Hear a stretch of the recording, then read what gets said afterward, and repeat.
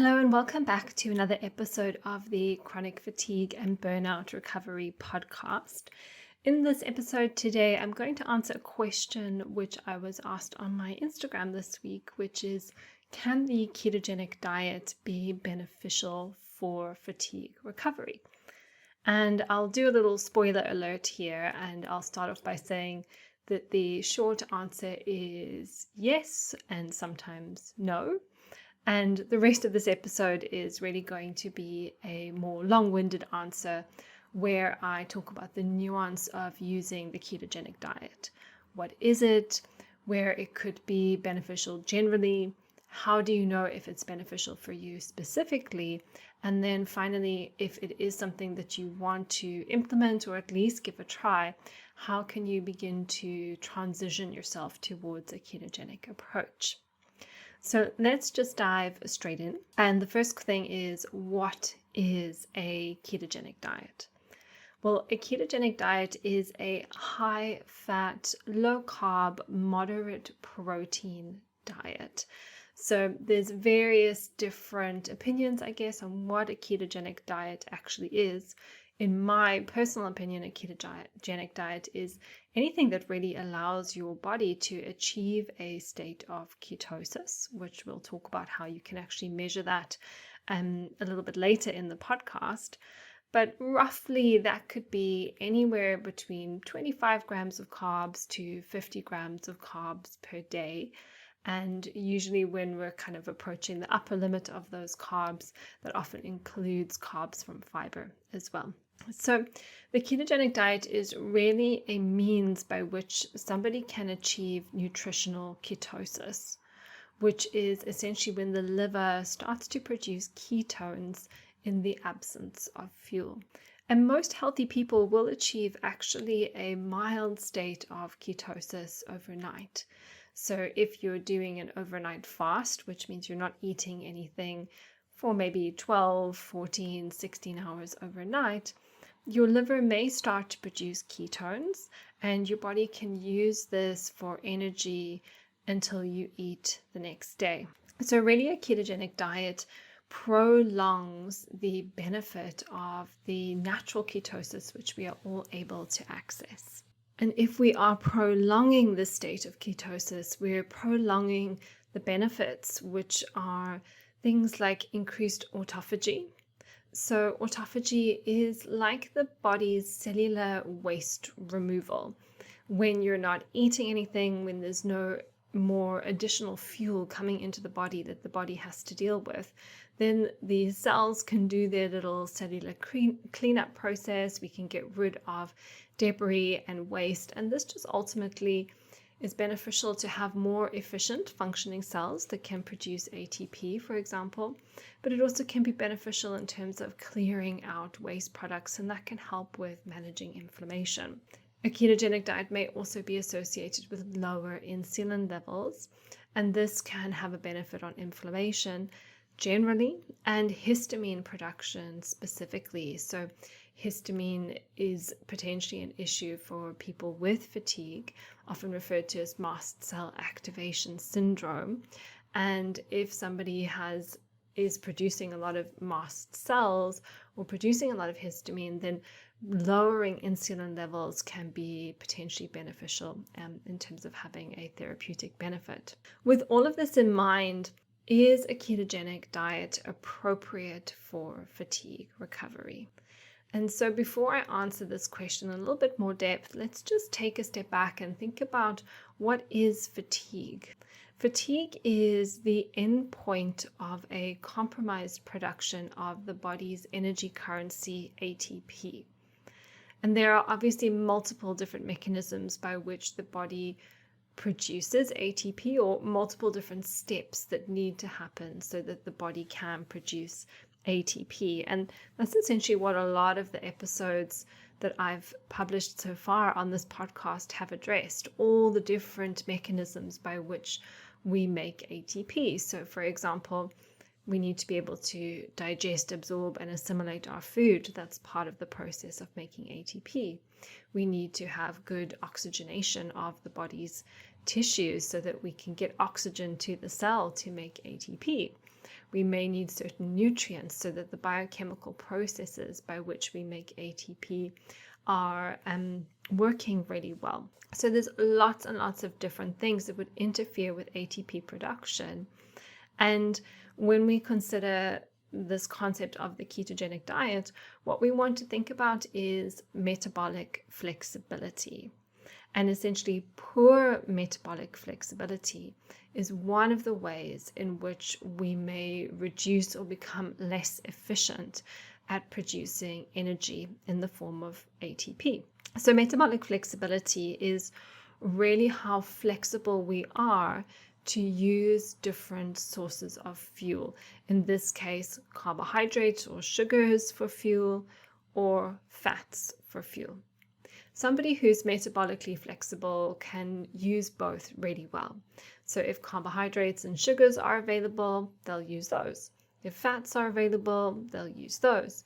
If there's no food available, they can maybe fast for a period of time or go without food without experiencing any energy crashes or getting overly hungry or dizzy or faint or weak.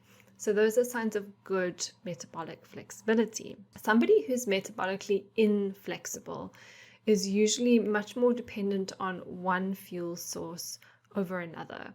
So very often this is carbohydrates and sugars. The reason being, in our everyday life, these foods are easily available. They tend to have a longer shelf life. People tend to enjoy them. They have a high degree of palatability. So most people, if they're just reaching for a snack or having something to eat, they're probably always going to, unless they're being really mindful and nutrition conscious, it's very easy to overconsume sugars and carbohydrates.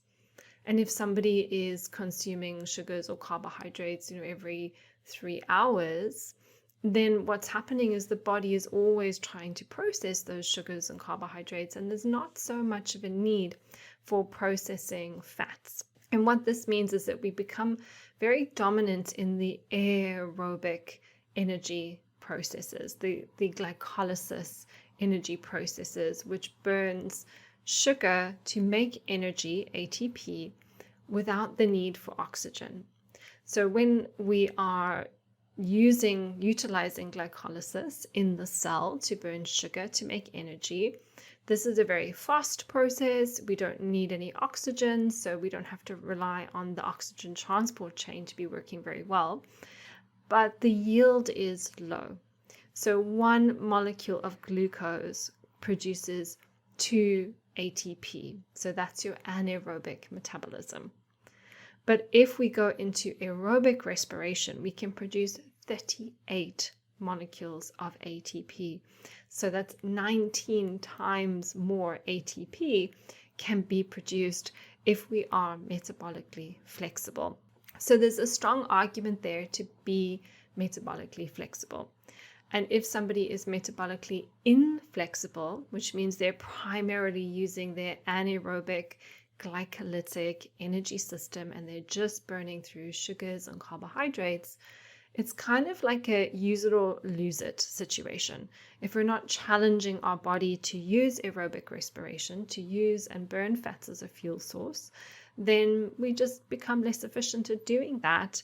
But then we miss out on this very efficient system which can produce a lot of ATP. In this kind of scenario, if somebody has poor metabolic flexibility, what that means is they're quite overly reliant on sugar as a fuel source, which means they're probably eating a lot of carbohydrates, or should I even say not necessarily a lot of carbohydrates, maybe just too much for their unique expenditure. And this can be the challenge when somebody experiences fatigue because they're tired, they're not moving their body as much anymore, they're not exercising as much anymore, they may be quite sedentary, they may be losing muscle mass, and therefore their carbohydrate requirements go down. But there can also be an emotional component to food. Maybe they're feeling emotional about being unwell and they may be comfort eating. So there's this decreased carbohydrate requirement coupled perhaps with the same or even an increased carbohydrate consumption. And that can result in increasing levels of insulin being produced with each meal. Too much carbohydrate is being consumed, so the body is producing more and more insulin to help the body cope with that carbohydrate load. And then insulin levels over time can increase inflammation. Insulin levels over time can increase histamine. Insulin levels over time can facilitate more weight gain, and then that in itself starts to increase inflammation in the body. And essentially this person becomes more carbohydrate dependent, and the cycle perpetuates itself. And then we obviously have the knock-on effect of blood sugar highs and lows, which are then impacting energy levels throughout the day and sort of destabilizing the system, possibly even destabilizing the nervous system as well. Blood sugar stability and metabolic flexibility are a really important foundation for health generally, and I would also argue for energy and for fatigue recovery.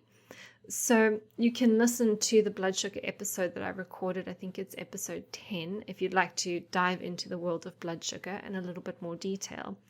But for the purposes of today, what I will just say is that if your clinical picture, shall we call it, fits that of somebody who is metabolically inflexible, then a ketogenic diet or even just a lower carbohydrate diet could be a therapeutic tool that you could use to restore metabolic flexibility in your system.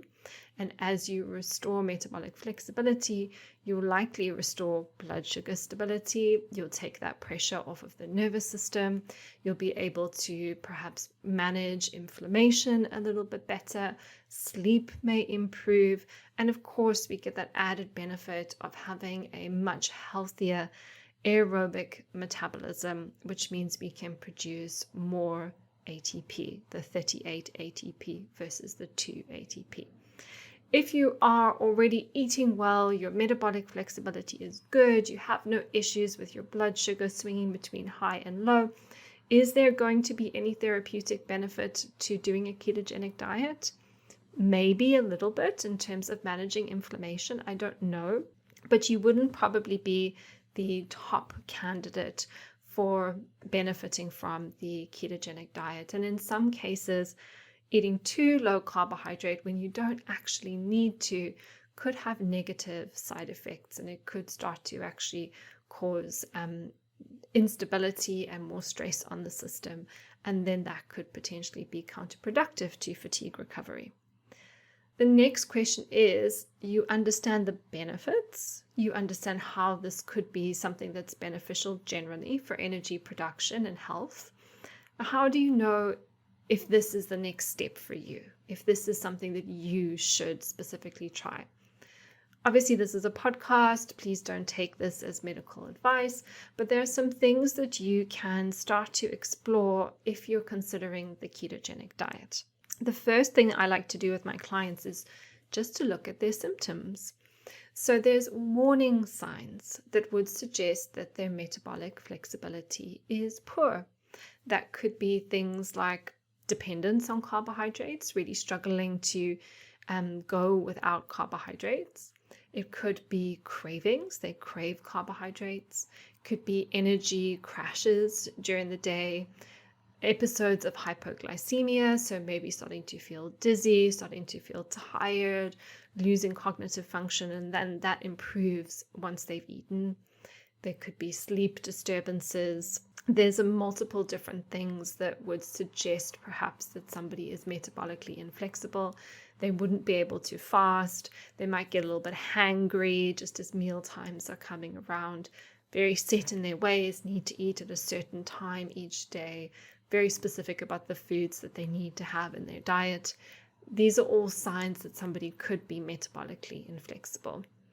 And then we could maybe use some testing. So we might look at a HbA1c on their blood work. So that's a measure of average glucose across a 3-month period.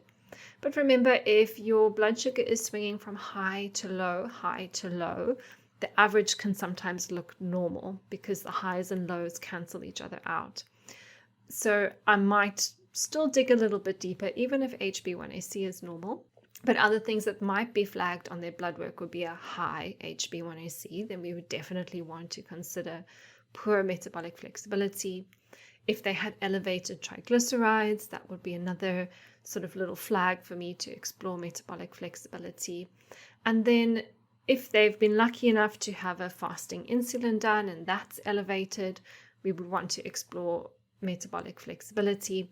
But here as well, just to say, is that even with all of that blood work, what we don't have is a post-meal blood sugar reading or a post-meal insulin reading. It's very difficult to get post-meal insulin because you can't go to a lab after every single meal and have them take your blood. Or maybe you could, but it might be quite expensive. It'll get very expensive very quickly. But what we can do is we can measure blood glucose either throughout the day using something like a continuous glucose monitor, or we could use a finger prick monitor and be measuring blood glucose after meals, maybe 45 minutes to an hour after a meal, and then 2 hours after a meal. And what we want to see is that blood sugar has sort of come up a little bit because you've just eaten, but not too high, and then it's stabilized out again a couple of hours after eating. And if that's not happening, then that could be suggestive that a ketogenic diet or lowering the carbohydrate load of the diet could be beneficial. And if you want to dive into this a little bit more, you can listen to the blood sugar monitoring episode. I believe it was episode 10.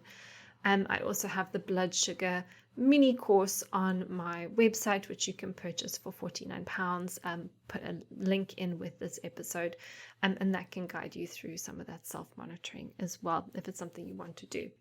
And then the final thing I just consider is, are there any contraindications for this person? Is there any reason for them not to pursue the ketogenic diet at this time? Or are there any things that we'd want to consider to proceed cautiously? Are they a diabetic? Have they had their gallbladder removed? Have they got a history of seizures? Are they pregnant or breastfeeding? So, there's some things we may want to consider as well. So once we've decided that it's appropriate for this person to explore lowering their carbohydrate or following a ketogenic approach, and we've ruled out that there's any sort of red flags that would be counterintuitive to doing so, what do we do next? Well, the first thing we would do is we stabilize the diet. And if you listen to the episode I did on fasting, these recommendations are actually very similar. So the first thing we want to do is just having this person eat 3 meals a day, or if they need a couple of snacks, whatever they need, at least initially, to achieve stability. That's the first step. Proteins, fats, carbohydrates, vegetables, breakfast, lunch, dinner. That's how we achieve stability. And so this basically just rules out the fact that erratic eating could be causing some of the disruption that we may be seeing. So we stabilize the diet first and foremost. If that person has been eating snacks, then the next thing we might do is just reduce the meal frequency. So maybe say, if you're having 3 meals a day and 2 snacks, what about 3 meals a day and 1 snack? And then maybe just 3 meals a day. And obviously, this is not a rule book. It's not saying you can never snack. It's just saying, if you don't need the snack, let's take it out. Or how can we make the main meals more nourishing and filling so that you don't need to snack? So once we've reduced the meal frequency and we've stabilized the diet, the next thing we want to think about is maybe just looking at that overnight fasted window. And so a good starting point, if someone's not there already, would be a 12-hour fasted window overnight. So that means that if you eat by 8 p.m. on the evening, you don't eat again or consume any calorific drinks until 8 a.m. the next morning. And then we could play around extending that maybe to 13 hours, 14 hours, 15 hours, 16 hours. This is something I talk about in the fasting episode, so I won't go into too much detail. But even just maintaining the 12 hours is adequate. Remember, the goal is to support this person's metabolic flexibility. And as long as all the signs are showing that they're becoming increasingly metabolically flexible, then we're winning. It's not necessarily about meeting a set criteria. So then once we've got a stable diet, a good fasting window, the next thing we want to do is just start to reduce the carbohydrates in the diet. So we don't have to rip them all out of the diet straight away. We can do this slowly. It might just be replacing more processed carbohydrates with more whole food carbohydrates. And then, for example, if you usually have white rice, you could have brown rice. If you're usually having a lot of bread and pasta, you could have sweet potato, butternut squash, beetroot. So we're slowly transitioning someone through the process. There's always going to be that person who just wants to do it all yesterday and throw themselves in. And if that's what you want to do, fine. But other people need to go a little bit more slowly and have some stepping stones. Really important here that as we're reducing carbohydrates, we're increasing fats, proteins, and fiber, because otherwise people tend to feel hungry or they just tend to undereat. Especially if someone is eating a lot of carbohydrate, hopefully by this stage, because we've stabilized the diet, they're not eating as much anyway. But if someone is used to eating a lot of carbohydrate and you just take it all away, they forget to add in other things, and then they get hungry, and then that's where we may get side effects. We might get dizziness, shaking, headaches, more fatigue. So there can be a transition period if we do this too quickly, where people can experience what is known as the keto flu, so sort of those body aches and pains as their metabolism is adjusting. So it's really important at this stage that we eat enough, and also to support the body with electrolytes. So as your insulin levels decrease, as you're eating less carbohydrate, what you may find is that you lose water. That's why people lose a lot of weight initially when they transition to a low carbohydrate diet, because they're losing water weight. And so with water, we also lose minerals. So we want to make sure we're replacing any of the minerals that are potentially being lost. And you can do that with electrolytes, and you can do that with bone broth with some salt added to it. Make sure you're salting your food. You can have cured meats, or if you're South African like me, biltong. You can have stock cubes, like soup stock cubes, just as like a hot soup, so you get all the salt from it. You could have olives, you could have pickles. Those are all kind of things that you could have to increase your salt and sodium levels as you are transitioning to this lower carbohydrate diet. And very often that can help to mitigate any of the side effects. So if you're taking a slow, gradual transition, lowering your carbohydrates, and you're supporting your body with good amounts of minerals and electrolytes, that's setting you up for the win. The other thing we may want to consider as well is supporting fat digestion. I run a lot of stool tests with my clients. I see a lot of clients with compromised fat digestion. I suspect from liver and toxin overload, and also just generally what's maybe going on in the microbiome. But a lot of my fatigue clients need support with fat digestion.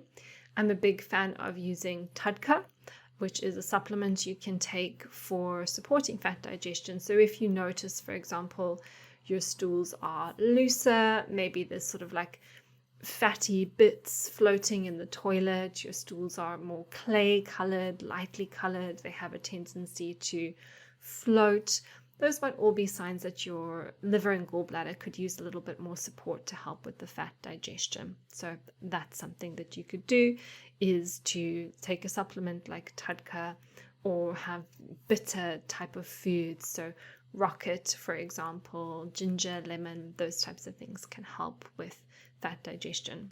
So then how do you actually know if this is working for you?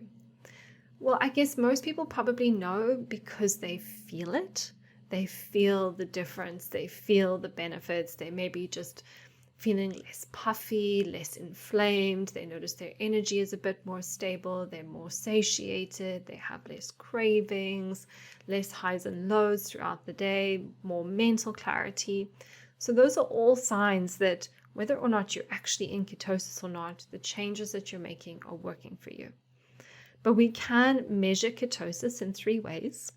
So you can use urine testing, so peeing onto a little strip. You can even buy some sort of breath monitors that you breathe into, and they'll tell you if you're in ketosis by measuring the ketones on your breath. The most accurate way is to measure blood ketones, and you'll need a finger prick device for this. The one that I use is the Keto Mojo, and so that you do have to order from the US, unfortunately. There may be some stores here in the UK which you can order from, but you'll probably pay a little bit extra. And this is just like a blood sugar monitor. You prick your finger, you measure your ketones on the strip where you drop your blood, and then you'll know if you're in ketosis or not. So here what you're looking for is anything which is 0.5 millimoles per liter is technically in ketosis. When I do longer fasts, I can sometimes get up to about 2 millimoles per liter, sometimes even 2.5. I think the highest I've ever got was 3 millimoles per liter. But anything kind of round about 0.5 to 1, 1.2, that's what I would usually get on like a day-to-day sort of not a big fasting day in terms of my ketones. Less than that, you're probably not producing enough ketones to really get the therapeutic benefits. But there can still be a lot of benefit in lowering your carbohydrates, stabilizing your diets, getting blood sugar control, whether or not you enter into ketosis or not. The other thing that you may want to be aware of is something which is called the GKI, the glucose keto index. So this is when you would divide whatever your blood glucose is by your ketones, and then that will give you a number on a scale of 1 to 9 being in ketosis, and then anything 9 plus would be out of ketosis. So for example, if my blood glucose was 4.5 and my ketones were 1, my GKI would be 4.5, which is quite a high level of ketosis. So anything from about kind of a number from 1 to 3 would be a very high level of ketosis. And this is therapeutic for things like cancer, for epilepsy, for Alzheimer's disease, Parkinson's, traumatic brain injury, and any kind of chronic inflammatory diseases. Then a GKI, glucoketo index, of 3 to 6 would be moderate. And this is for people with diabetes, insulin resistance, metabolic or endocrine disorders. So if we're looking at improving metabolic flexibility, 3 to 6 would probably be a good range. If you need a lot more therapeutic benefit, then 1 to 3 would be ideal. And then 6 to 9 would be a low level of ketosis. So this is ideal just for sort of health or a little bit of weight loss, but you're maybe not going to see as much therapeutic benefit. So again, you don't necessarily have to be measuring your GKI or obsessing about it, but it's just useful to have that information. And typically what I would find is kind of day to day, I'm probably in that 3 to 6 range. Some days a little bit more in that 6 to 9 range, or different times of the day I might be a little bit more in that 6 to 9 range. But if I did a long overnight fast then, or a 24-hour fast, then I might be more in that 1 to 3, very, very therapeutic range. I think only once did I ever get below 1, which technically should be done under medical supervision. So personally, I thought it might be helpful just for me to share a little bit about my personal journey with the ketogenic diet. It was something that I did as part of my fatigue recovery in conjunction with intermittent fasting and then longer fasts as well. I chose to do it because I was experiencing blood sugar dysregulation, and no matter how much I lowered my carbohydrates, I still experienced blood sugar dysregulation, and it was only getting my carbohydrates as low as a ketogenic approach that really helped to stabilize things. I will say here as well that I don't think it was a combination, or that dysregulation was probably a combination of various things. For example, gut health, stress and nervous system dysregulation, mold mycotoxins, overloaded liver, etc., inflammation coming from the gut, coming from toxins.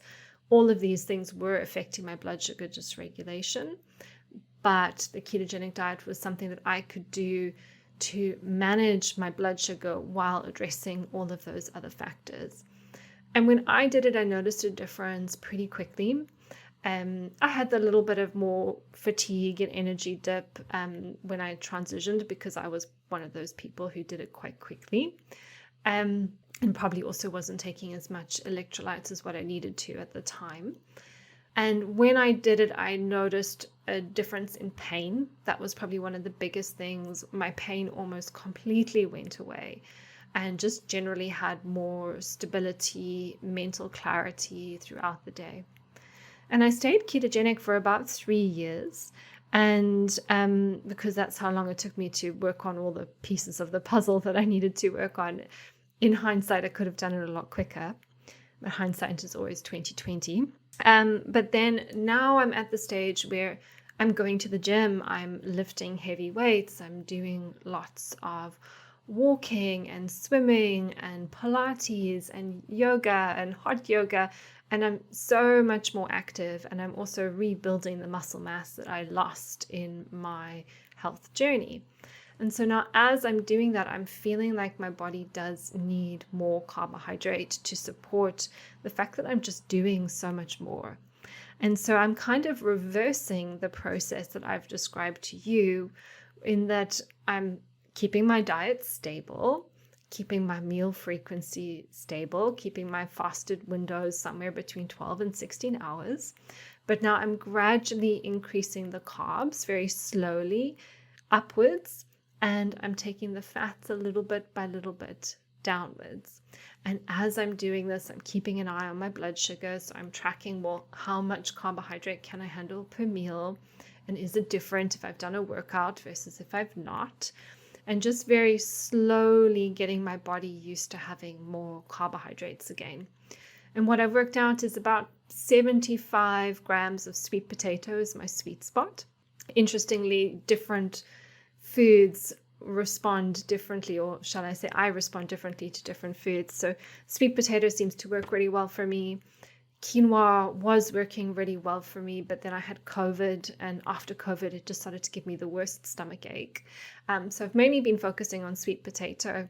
I did try some butternut squash because we had so many from our allotment this year, but the butternut squash just didn't seem to work as well as the sweet potato. So I've mainly been sticking to sweet potato. I have a little bit of seed bread from Heart of Nature, which has got a small amount of oats in it. So there's a little bit of carbs coming from that. If I do a weights workout, I'll usually have a medjool date pre-workout. So there's some carbs coming through that on training days. So it's just a little bit more carbs on training days. And then obviously dark chocolate, because what is life without dark chocolate? I'm getting some carbs through from that, and then just carbs from veg, especially as we go into winter now. As I'm recording this, things like your broccoli, your Brussels sprouts are actually much higher in carbs versus your lettuce leaves and things like that. So there are some carbs coming through naturally from veg. I track it all on MyFitnessPal. I just like the data. It doesn't bother me. I don't get obsessive about it. But now I'm kind of sitting between 70 grams of carbs a day and 100 grams of carbs a day, compared to being about 50 before. And obviously the source of some of those carbs being a bit more different. And the plan is really to just hold it there for the time being. And then if I feel like I have capacity to, maybe increase a little bit more. But really, women, especially as we get older and we move towards our late 30s, 40s and beyond, we do have to be mindful of carbohydrate consumption. We don't necessarily need as much as we think. So I don't see, unless I'm really kind of going to town with my training, I don't see myself going too much further past 100 grams per day, maybe like 120, 150. But, unless I become this sort of serious hectic athlete, I don't think I'm going to go into like the 200 plus range in terms of carbohydrate. Obviously, everybody is different. Everybody has different requirements, has different activity levels, different things going on with their health. So I'm just sharing what I'm doing and what's working for me right now. So that is everything I wanted to share with you today. I hope you found this interesting and helpful. Also, a reminder that if you are enjoying the podcast, please leave a review. You'll need to do that on iTunes. And leaving reviews helps with the ranking of the podcast, which means that people who want to or need to find this information can get it more easily. And so you leaving a review helps other people who could benefit from this information. Additionally, if you also can share it on your social media with a friend, with someone who may find it interesting, may find it beneficial, I would be forever grateful. And that is everything I wanted to say. I hope you have a lovely day, and I'll see you in the next episode.